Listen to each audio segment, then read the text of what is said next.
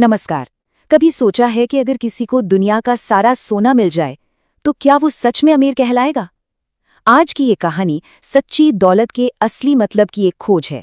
एक ऐसी खोज जो शायद हम सब कहीं ना कहीं कर रहे हैं। जरा सोच कर देखिए, अगर किसी के पास ऐसी ताकत आ जाए कि वो किसी भी चीज को सोने में बदल सके तो उसकी जिंदगी कैसी होगी? क्या पैसा सच में हर खुशी खरीद सकता है? बस यही एक सवाल हमें असली और नकली दौलत के बीच का फर्क समझाता है। तो हमारी कहानी की शुरुआत होती है एक ब्राह्मण से, जिसकी पूरी जिंदगी गरीबी में ही गुजर रही थी। उसकी हर सुबह बस इसी उम्मीद में होती थी कि किसी दिन ये तंगी खत्म होगी, और यही चाहत उसे आगे बढ़ा रही थी। मतलब वो सिर्फ गरीब नहीं था, गरीबी ने उसे जैसे चारों तरफ से घेर रखा था। उसका हर दिन बस संघर्ष और चिंता में ही बीतता था। उसे लगता था कि उसकी दुनिया इसी एक परेशानी के आसपास सिमट कर रह गई है। उसके लिए सारे मुश्किलों की जड़ बस एक ही थी, पैसे की कमी। और उसे पक्का यकीन था कि दौलत ही वो चाबी है जो उसकी मुसीबतों के सारे ताले खोल देगी। ये सोच उसके दिमाग पर इतनी हावी थी कि उसे और कुछ नजर ही नहीं आता था। तो इस एक जुनून को पूरा करने के लिए उसने एक बड़ा सीधा सा प्लान बनाया। पहला कदम, किसी संत की सालों तक सेवा करो। दूसरा, उनका दिल जीतो और फिर एक शक्तिशाली वरदान मांगो। और तीसरा, आखिरी कदम, शहर का सबसे अमीर आदमी बन जाओ। तो साल बीतते गए, वो सेवा करता रहा और आखिरकार वो दिन आ ही गया। ब्राह्मण की मेहनत रंग लाने वाली थी और उसकी जिंदगी की सबसे बड़ी ख्वाहिश पूरी होने ही वाली थी। आखिरकार संत उसकी सेवा से खुश हुए और बोले, मांग, क्या मांगता है? ब्राह्मण ने एक पल भी नहीं गवाया और सीधे सीधे कह दिया, भगवान, मुझे बस ऐसा आशीर्वाद दीजिए जिससे मेरी गरीबी दूर हो जाए और मैं इस शहर का सबसे अमीर इंसान बन जाऊं। लेकिन संत का जो जवाब आया वो तो उसने सोचा भी नहीं था।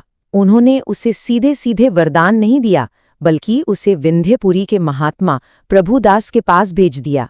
उन्होंने कहा कि असली हल तो महात्मा प्रभुदास के पास है, एक ऐसी चीज जो उसकी हर मुराद पूरी कर सकती है। और वो चीज थी पारस मणि। हाँ, वही रहस्यमयी जादुई पत्थर जिसके बारे में कहानियों में सुना है कि उसका बस एक स्पर्श किसी भी लोहे को खालिस सोने में बदल सकता है। ब्राह्मण के लिए तो ये सिर्फ पत्थर नहीं था, ये उसकी सारी मुश्किलों का आखिरी जवाब था। तो ब्राह्मण बड़ी उम्मीदों के साथ महात्मा प्रभुदास के आश्रम पहुंचा। उसे लगा कि बस अब मंजिल बिल्कुल करीब है। लेकिन वहां जो होने वाला था वो उसकी पूरी दुनिया को, उसकी पूरी सोच को हमेशा के लिए बदलने वाला था। ब्राह्मण ने महात्मा प्रभुदास को अपनी पूरी कहानी, अपनी गरीबी, अपना दुख सब कुछ बता दिया। और फिर जो हुआ वो सचमुच हैरान करने वाला था।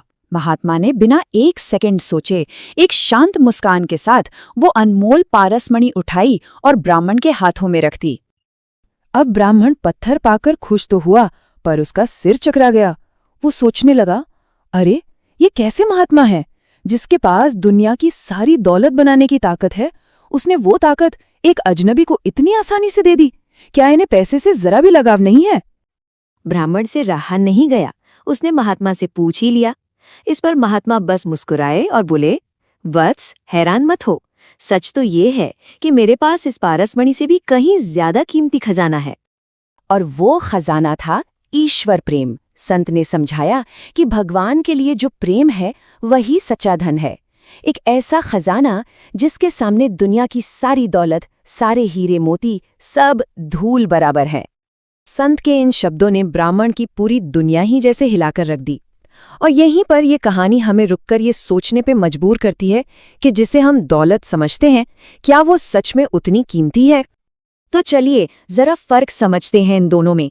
पारसमणि बाहरी धन देता है जो आज है कल शायद न हो, लेकिन ईश्वर प्रेम मन को वो शांति देता है जिसे कोई छीन नहीं सकता। एक तरफ पारस मोह और लालच में बांधता है तो दूसरी तरफ ईश्वर प्रेम हर बंधन से आजाद करता है। संत की आंखों में पारस तो बस एक मामूली पत्थर था, असली खजाना तो अंदर का प्रेम था। महात्मा की इस गहरी बात का ब्राह्मण पर आप कह सकते हैं बिजली जैसा असर हुआ। उसे एक पल में समझ आ गया कि वो जिस बाहरी खजाने के पीछे भाग रहा था वो असली दौलत के सामने कितना छोटा था। उसने उसी वक्त पैसे का मोह छोड़ दिया और ये जान लिया कि असली पारस कोई पत्थर नहीं बल्कि मन की एक हालत है। और बस कहानी पूरी तरह बदल गई। जो ब्राह्मण सोना ढूंढने निकला था, उसे परमात्मा मिल गया। उसने अपनी बाकी की जिंदगी पैसों के पीछे भागने की जगह मन की शांति को खोजने में लगा दी, क्योंकि अब उसे जीवन का वो खजाना मिल चुका था जो कभी खत्म नहीं होता। तो ये कहानी हमें एक बहुत गहरे सवाल पर लाकर छोड़ देती है। हम सब अपनी जिंदगी में किसी न किसी पारस के पीछे तो भाग ही रहे हैं, चाहे वो पैसा हो, कामयाबी हो या शोहरत। पर क्या हमने कभी रुककर सोचा है कि हमारी जिंदगी का असली खजाना आखिर है क्या?